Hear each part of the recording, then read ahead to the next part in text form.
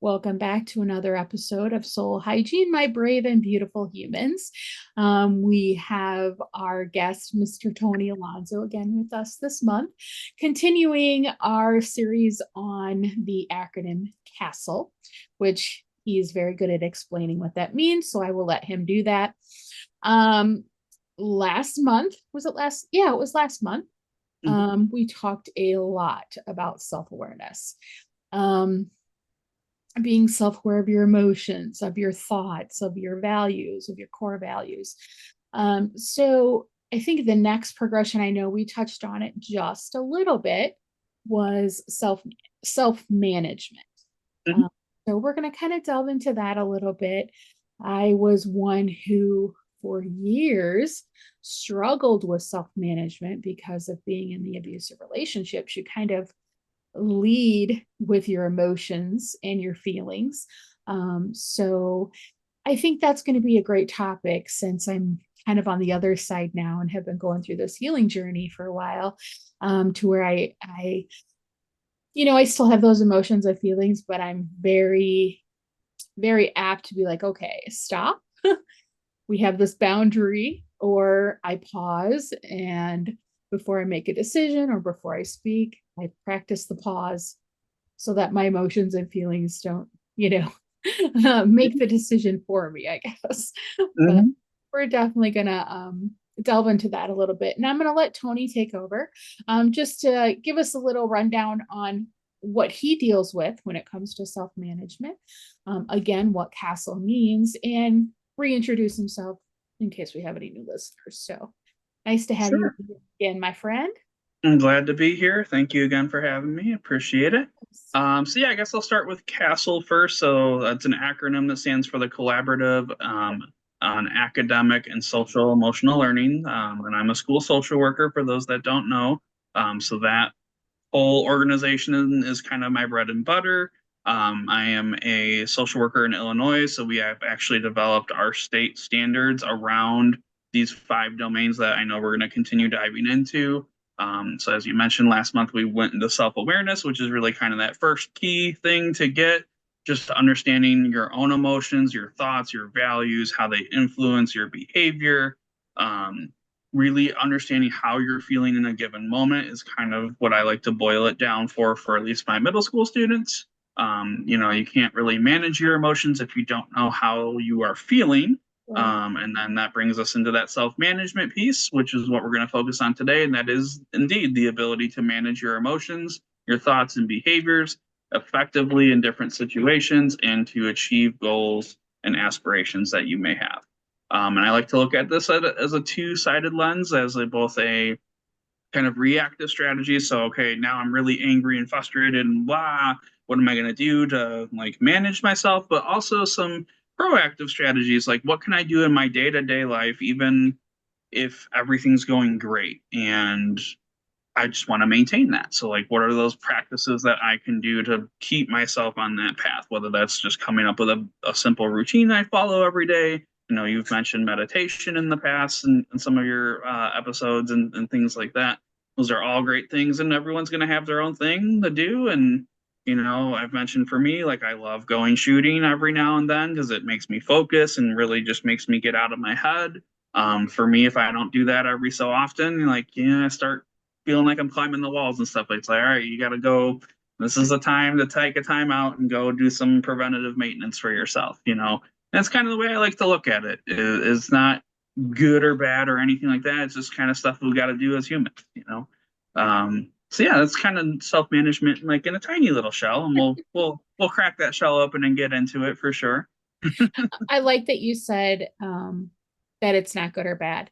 The one thing that I always, not always, but recently have stressed because I was working with an emotional coach. And the one thing he taught me was emotions, no matter what they are not bad. Yeah. It's telling you what your body needs. Mhm. So if you're angry, your body's telling you you need to slow down, take a deep breath. Let's think about why you're angry. If you're happy, your body is giving you different emotions, different signals. So I thought that was like really good to learn because, when you're growing up, no matter if you're in the school system, at home, wherever you are, you do something, you have an outburst when you're little or something like it's like, you're bad, you're always taught these negative things are bad. They result in negative consequences if you let them. Mhm. But I think I've seen a couple of videos where the parents are very intuitive and in tune to their kids' emotions. So they sit down with them and they ask them, "Why are you angry?" They ask them questions, kind of like you do, I'm sure, with your kids at Mhm. school. And I think if we had more open conversations like that, we would have more children growing up with self-management skills, but we don't have parents with self-management skills, and that's the problem, right? Yes. Then their kids don't have self-management, and then you have to have outside sources, counseling, therapy to teach self-management. I believe that it has to be taught. Like, we're not Mhm. innately born with these skills to be like, I can't run on this emotion. I can't run on this emotion. We have to be taught what that means, because our body, that's how we're made. We are made with emotions and feelings, and we're human. So those things can sometimes, you know, be Yeah, expressed in a negative way. But absolutely. what are your thoughts on that? Yeah, no, I completely agree with the idea that we're not naturally born with these skills. They definitely need to be taught. And I'll just kind of speak for my own upbringing. Like, there wasn't anything like social emotional learning in schools when I was going through school. Like, I mean, yeah, we had a school social worker, which is, again, the job I do, but that person, I never saw them. I never like really knew what they did aside from one situation in high school that I met with them when I switched schools. But that's like a whole other story we can get into another point in time. Um, Now it's kind of incredible. Like our teachers in my building, and I know in many school districts, are taking on that role of teaching social and emotional learning skills across the board, just universally for all students. Like, how do you manage your emotions? Like, okay, the self awareness piece is like, okay, we know how we're feeling now. That's great because, again, being able to differentiate, for even example, between am I excited or am I anxious? Like they both feel very similar in our body, but Right. now, okay, I can suss that out and I can figure that out. Okay, now what do I do with that? That's the self-management piece, and that's something that I'm really happy to say that at least in my district, and I know several districts around, they're teaching, okay, yeah, now you've got the self-awareness skills. Okay, so what do we do in terms of self-management? Like, okay, let's say we are excited in class, like we're really excited, looking forward to going home and playing video games or whatever it might be. I'm glad that you're super excited. I'm glad you got something to look forward to, but like we still have to do school and reading and writing and math. Like I need you to be able to control yourself and manage that excitement in order to be able to do those things that we're here to do. And same thing if we were not feeling excited in that situation, maybe we're feeling nervous about, maybe it's a big video Mhm. game competition or whatever, just using an example here. But okay, you're nervous about it, you're worried about it. Am I going to be able to effectively teach you when you're up in your head dealing with those emotions? Probably not so much. So we got to like figure out what we're going to do to calm that anxiety and handle that so that we can get back to that task at hand. And of course, that's kind of the lens I'm coming at it from being a school social worker. My whole job is to get kids back into that learning environment as much as humanly possible. These are good life skills to have. And I explain this to my students all the time. Like, okay, yeah, you might be really angry with that person that just said something about you or your parents or whatever, and you could go and punch them in the face. Like that is a choice. It's really not a great choice, mind you, but it's a choice. I can't stop you from doing it unless I'm like literally right there. But and I'll be honest with the kids. I'm like, yeah, it'll feel great in the moment when you're doing it, when you're wailing that tune, you're gonna be like, heck yeah, I'm king of the world. Like I got this. Like this is so awesome. And then about 30 seconds after it's over, it's going to hit you and you're going to go, oh crap, I really screwed up and now I'm going to get in trouble and my parents are going to have to get called and like I'm going to get suspended and my parents are going to have to take off of work. And, you know, Yeah. my kiddo's age, like they could be involved with the police. And then that's the whole legal system in courts and on and on and on. And I explained to them, like, look, you think this person's going to be the only person that's going to be a jerk to you? Like, you got to figure that out. Like, people are going to cause you to feel all sorts of ways when you are an adult and you're in a professional environment. Like, I can't just go punch my boss because I'm mad at them. Got to figure out how to deal with it, right? Um, and I know that's kind of intermingles with some of those other skills that we'll talk about in future episodes for sure, specifically with like relationship stuff. But you know, just being able to manage your emotions is important. You know, kids come to school all the time like, oh, I didn't get enough sleep, so I'm super tired. Okay, I get it. I'm really sorry that, you know, for whatever reason you didn't get enough sleep, but like we still have to do school. So how are we going to make this work? Or you know, I get, you know, maybe mom and dad had a big argument at night last night and that made you really worried and you're still really worried about it. I don't get to go home with you, so I can't fix that issue. We can talk about that, but like, what can we do right here and now to help you be calm, cool, collected, and be able to focus on what we need to do? And that's where a lot of those reactive strategies come in, such as, you know, taking those deep breaths, or one of my favorite ones is grounding. I'm sure you're familiar with it, but when I tell that to kids, they're like, wait, I'm going to get in trouble. Like, no, no, no, no, no, it's not that. You know, and for those that are not aware, grounding is basically where you engage your senses to be more present in the moment. So what I always tell my students is like, okay, pick a color or pick a letter of the alphabet. I don't care which one you want to go with. Okay, cool. You picked, you know, the letter A. All right, find me 5 things in this room that start with the letter A. And that engages that visual sense and they have to think about it. And, you know, the whole time they're like doing this study, they're like probably thinking, why the heck is this guy making me do this? And then they give me their 5 things and we sit down and we talk about it. Okay, why do you think I had you do that? And then a lot of times, I don't know. Okay, typical middle school answer, right? Um, and I explain, like, okay, when you are doing that, you are engaging your brain in an activity that is not the thing that was causing you distress or to feel that emotion that you, and I like to word this very specifically, that you view as a negative emotion, because I'm in that camp of there's no negative emotions or positive emotions. They just are what they are, like you. And you know, we got to figure out how to appropriately manage them. There are certain situations where they're appropriate for, and certain ones that they're not. Without jumping down that rabbit hole too much, but basically, so they do this grounding thing. They engage that sense, and I explain to them like, hey, you were able to kind of divert yourself from feeling that emotion temporarily to do this task. And now how do you feel? And they're like, well, I'm not really feeling a whole lot of anything because I was just focused on that. That's the point. And this is something you can do at any time, anywhere, and no one even has to know that you're doing it.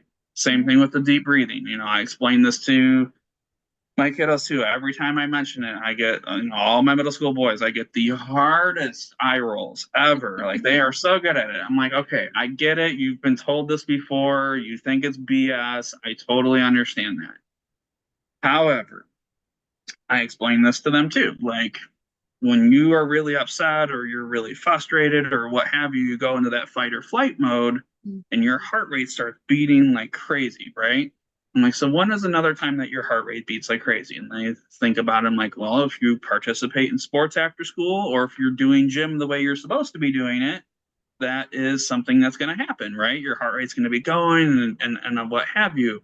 So when you are finally done with that activity and you're trying to calm down, your body naturally hijacks your breathing for you. So you start doing those deeper breaths and things like that. And that is what lowers your heart rate. And they go, oh. And for the ones that really don't get it, I'm like, okay, stand up. We're gonna do some exercises in my office. Like, you're gonna do 30 jumping jacks right now. Boom, go. And they'll do it. And I'm like, okay, now calm that heart rate down. And they're like, oh, now I get it. So, yeah, I mean, that's just, I know it's very long-winded answer to your question, but yeah, I mean, this is like the bread and butter of what I deal with all the time. Is usually the kids are escalated and they're coming to me and it's like, okay, what's going on? what can we, and sometimes it's just talking it through with somebody too. It's a Mhm. situational thing or what have you, but sometimes they're not even there yet when they're first brought to me or they first come to me. You know, one of my favorite things I have in my office too is I have a punching bag in my office. And yeah, I teach martial arts after school and all that. But that punching bag never leaves my office for that after school program. That is there for kids to be able to beat up on something instead of someone or something that they shouldn't. And I'm like, look, I get it. If this is the way that you need to manage your emotions in this moment, I would rather have a safe alternative for you versus a situation you get in a situation that it's going to be a problem, you know. So I yeah. what I really, and I think I said this in the other episode, I love that you're getting them at this age because there's so many adults now our age that don't have any self-management skills. And that's where road rage comes in. That's where, unfortunately, DV comes in, and some other things that happen. And I know, like, there's been so many news reports in the last couple of years of just violence in the Mhm. family.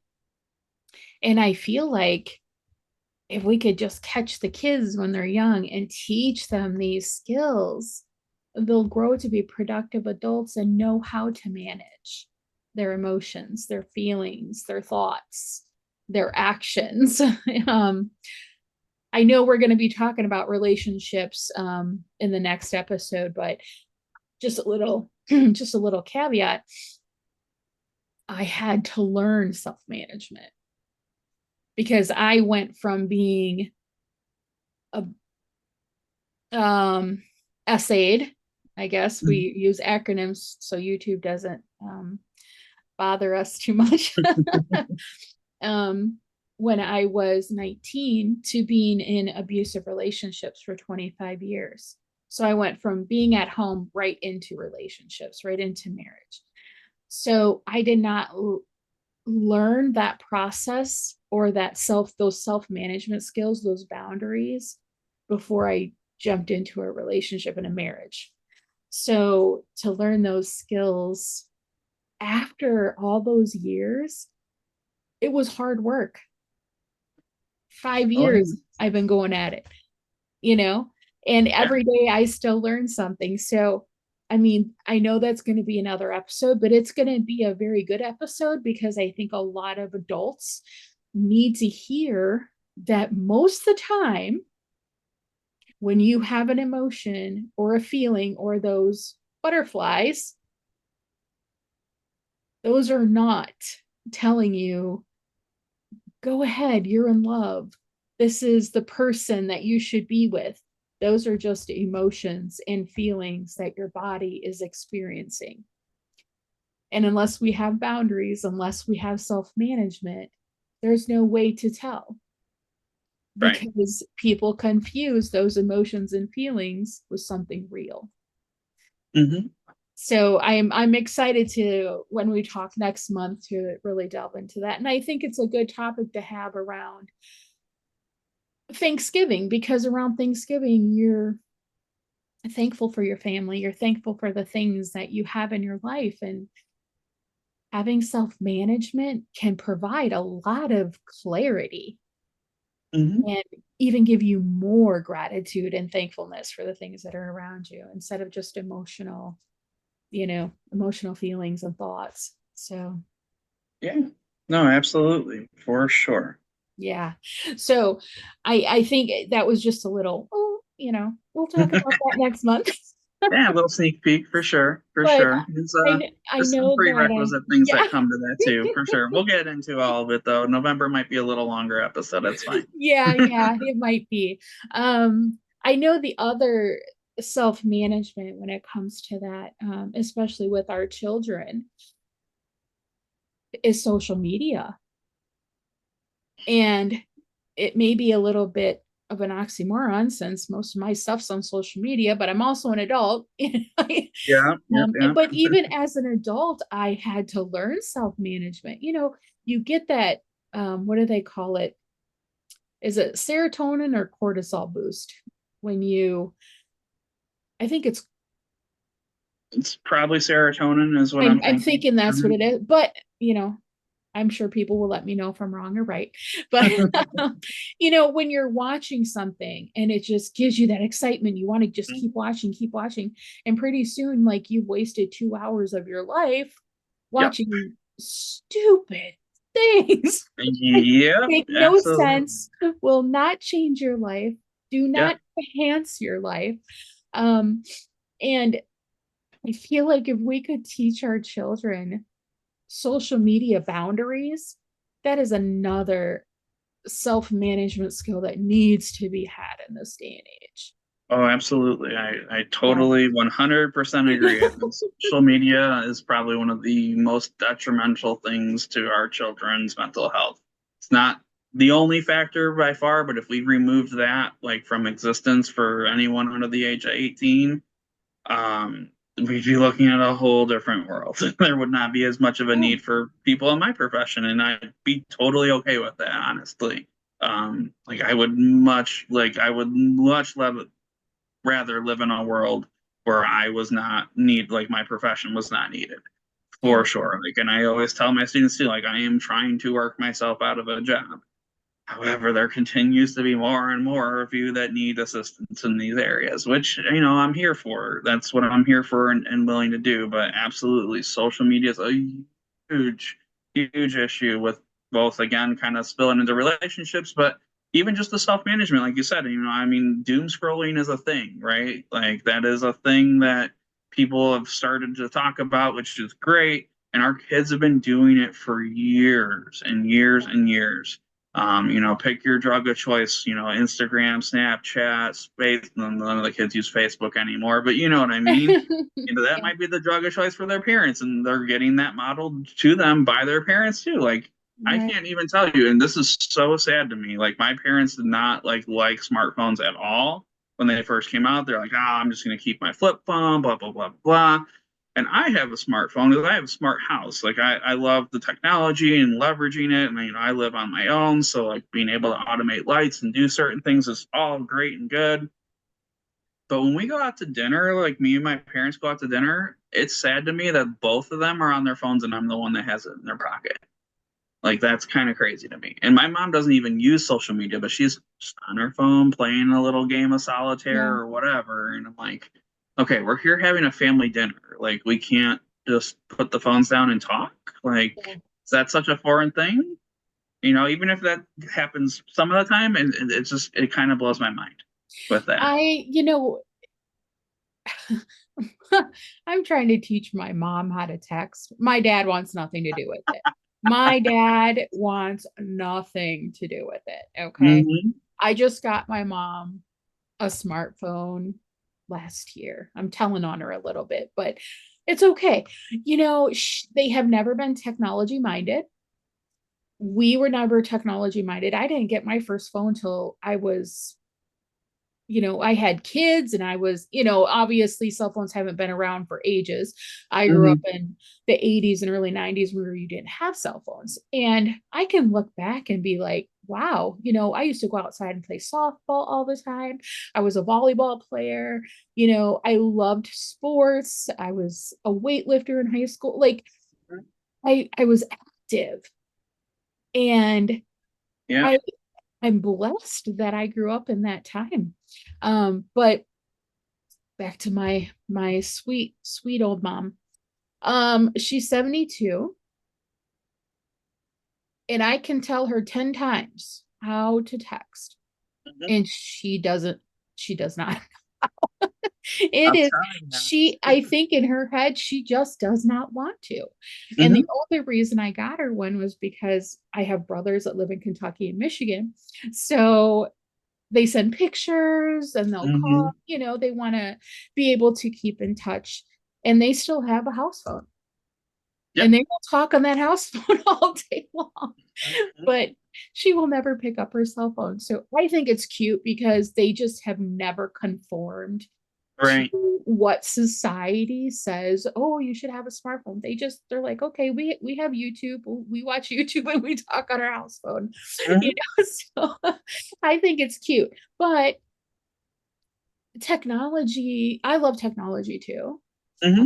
Um, I'm not one to upgrade to the best phone every single year, Me either. but you know, I have laptops and screens, and I have a job that takes three screens and a podcasting station, so Hmm. I love technology and I have to keep learning to keep up with it. I feel like Yeah, it's sometimes always changing, I that's for don't sure. know anything sometimes, but Hmm. I, um, these younger kids, they're like, oh, I can help you with that. How old are you? 12. Oh my Hmm. goodness.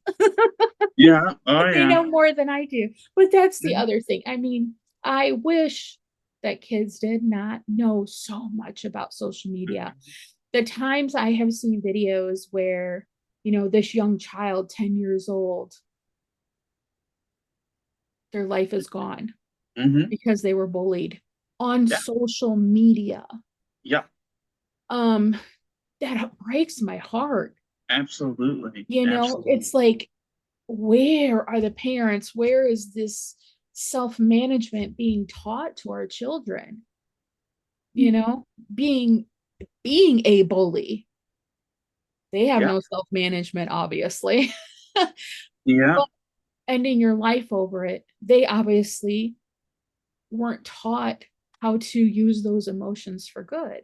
Hmm. And I don't put blame anywhere, but it's just sad to me. It's really, really sad that we live in that generation where things like that can happen. So I think this is a topic I know that will be talked about through our conversations, maybe not the sole topic, but it is the crux of everything. Yeah. You know, if we have our core values, when I started learning self-management, I really had to soul scrub and be like, what are my core values? Mhm. Who am I and what do I believe? Can I stand by those without being emotional, without, you know, having my own thoughts and feelings and leading me in a direction that I shouldn't be led? So it's taken some time, and I'm learning every single day. But I am Mhm. always blessed to talk to you because I know that what you're teaching them, if they will listen and they will take it in, it will change their lives when they get older, because we don't know where this world's going to be in next year, but let alone when they're older and they're 18 and you know, Yeah. we No, don't know. I completely agree, and I just want to reiterate too, all of these skills that we're gonna be talking about and already have talked about too, these are things that are constantly ongoing maintenance sort of things that we have to do. They're not just like no one masters self-management. It just doesn't happen, right? Yeah. There's no one that masters it and it's like, okay, I'm done with self-management. I know Right. everything I need to know, right? Like, no, Right. I mean those needs are gonna change, as you go through different stages of life and what have you. So Yeah. knowing what works for you now in the moment, great, but just kind of be open to changing what that might look like for you, a month from now, to, a year from now, and so on and so forth, because it may have to look very different, Right. I depending on like your that you said that. circumstances. Yeah, no, it's in the words of one of my favorite, idols that I look up to, Simon Sinek. All these things are an infinite game. They are not a finite skill. They are not a finite game. This is an ongoing thing that we constantly have to keep striving at. And as you said, it's such a crucial skill, self management, that something that everybody uses every single day in their lives. Self management can be literally like, okay, um, I've had a really tough day and I want to come home and eat an entire DiGiorno pizza and a bottle of wine. Like, can I do it physically? Yeah, I probably could. Am I going to feel great about it the next day? No, not really, right? Like, Yeah. so being able to manage that and go, okay, well, what can I do instead of dealing with the stress? Like, I'll just kind of share a little bit about myself here. Like, and people that I know work with know this about me. Like, I enjoy drinking alcohol on occasion. And when I do drink, it is for that feeling. But if I know, like, hey, I'm dealing with a lot of stress right now, I won't touch it. Like, I know for me, that's an absolute no. I'm not going to use this as a way to cope. And for me to be able to consciously tell that to myself and stick to that is a piece of self management. Hmm. Um, and that, very stressful situations come up in my job, unfortunately, quite frequently. Um, and I just know, like, okay, this cannot be a way that I use or something that I use to manage myself because it doesn't lead anywhere well. And that's something I think is important to mention too. Like, there are positive ways to cope with life and manage yourself, and there are also some not so positive ways to cope and manage your life. Everyone's got coping skills, whether they're positive or not. Sorry, the doggo is apparently agreeing with me here. You know, whether they're Yeah. positive coping skills or not, that's a whole different talk show for Yeah. sure. No, and I completely agree. And I'm glad that you said that as kind of like our last thoughts on here, because unfortunately we live in we have a pandemic that's around us constantly. Mm-hmm. And that's drugs and alcohol and Yeah. things people turn to cope with their feelings and their emotions because they don't have any self-management. Yes. And that, again, to me is sad because it's like there are so many different things that you could do. So many different things. And I'll share a little bit about me since you did, and then we'll end the show for today and catch back up next month. But for me, when I used to, when I was in an abusive relationship and I didn't know what to do, or, how to move forward through a fight, or I would just cry. Mm-hmm. That's all I would do. And yes, sometimes that's just the best way, Yeah. right? Yeah. Instead of lashing out. But I would cry and I would cry. And Mm-hmm. I would cry so much that I would almost make myself sick Mm-hmm. because I had no self management skills. There were other ways for me to deal with it. But in that situation and in that circumstance, I couldn't think. I had Sure. nothing, you know? Sure. Yeah. And so obviously, if it was more than just crying, Mm-hmm. you know, Yeah. but um there were times where like I would just, and it wasn't even a depression, it was I would cry so much that I would be exhausted and then I Mm-hmm. couldn't get up. And I had little kids, so Yeah. I think that this is a very good topic.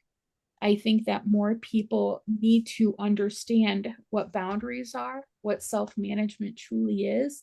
And we would have a whole different group of people and parents and kids. So, my hope is that this reaches the masses, that people really listen and take note of themselves.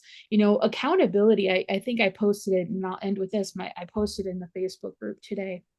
Um, an unhealed person thinks accountability is an attack, but that's because they don't have self-management or Mm-hmm. self-awareness. When a person just comes at you and wants to talk about their feelings, instead of listening, you take it as an attack on you. So a lot of things that we deal with in this day and age are victims, are self-made victims, because there are no boundaries or self-management or self-awareness. So these are not big words, but it has to do with who we are on the inside. And if we can truly focus on making these things more pertinent in our lives, we will have such a greater society, in my opinion. Do you want to end with any last words? And then we'll. Yeah, I mean, I again just kind of reflecting on your story too, and I think what you said is spot on. I definitely don't want to discourage people from crying, because sometimes that is, Mhm. absolutely a healthy way to do self-management, but it definitely can't be the only thing that you Right. do, right? Like when you get stuck in that rut and that's your only coping mechanism, for lack of a better way of putting that, like then yeah, that's problematic, especially when you have young kids to take care of yourself and what have you. Um, but especially for us guys out there too, like I always want to say, like, that is an important thing to do. Like I feel like especially us men have to bottle things up. And one of my favorite questions that I ask some of my male students sometimes is, when's the last time you actually like cried about something? And some of them like really really have to think back, and it's just like, oh boy, guys, like this is not good. Like it is okay to do this. Like I Mhm. know society doesn't always agree with that, but like if we bottle it up, it just comes out in other ways, and usually not healthy ways. um I think too, the other thing I definitely want to make note of, and I know we skimmed it a little bit, is just being proactive too with your self management. Like a lot of times we think of self management as this reactive thing, like, okay, I'm feeling this way, like how do I fix this sort of thing. But that that maintenance that we do, those routines that we set for ourselves, the meditation in the morning or at night, the thoughtful breathing exercises that we might do, the journaling, the I'm gonna make sure every week I go do a hobby that I enjoy, whatever it may be. um, and if you don't have something like that, I would really encourage you to find something like that, whether it's just 5 minutes a day I do this, or an hour a week I get to do this, or whatever it is for you, to just kind of try to build that into your schedule and make it a priority. Because again, it's kind of like doing maintenance on a car. If we don't do those regular oil changes, it ain't gonna go well for our vehicle. Yeah. So if we're gonna take the time to do that with our cars, we definitely need to take the time to do some regular maintenance on ourselves too. I love that. I love that analogy. And I think that also another word people could kind of go hand in hand with self-management is discipline. Hmm. So that may be something that we touch on later on. But if you think about those two words and you know what discipline means, you'll know what self-management means and what you can do for yourself. So I Absolutely. really, really appreciate you. I learned so much when we talk, just about like what you go through with the kiddos, and kind of relive a little bit of my childhood, and I'm so happy that they have you and that you're teaching them good skills. Um, and I hope that they grow up to be productive adults. That's all we That can is the hope for. goal.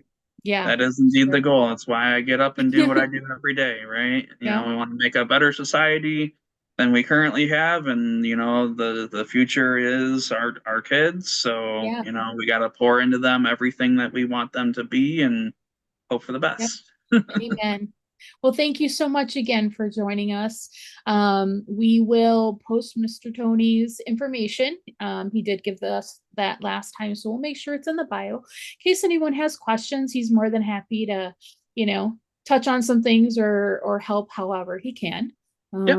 But I really appreciate you, and I can't wait till our talk next month. And we'll be going on to the next subject, but we'll always be kind of using these little ones too, and interjecting them as well. So I appreciate you. And thank you everyone for joining us for another episode of Soul Hygiene. We'll see you later.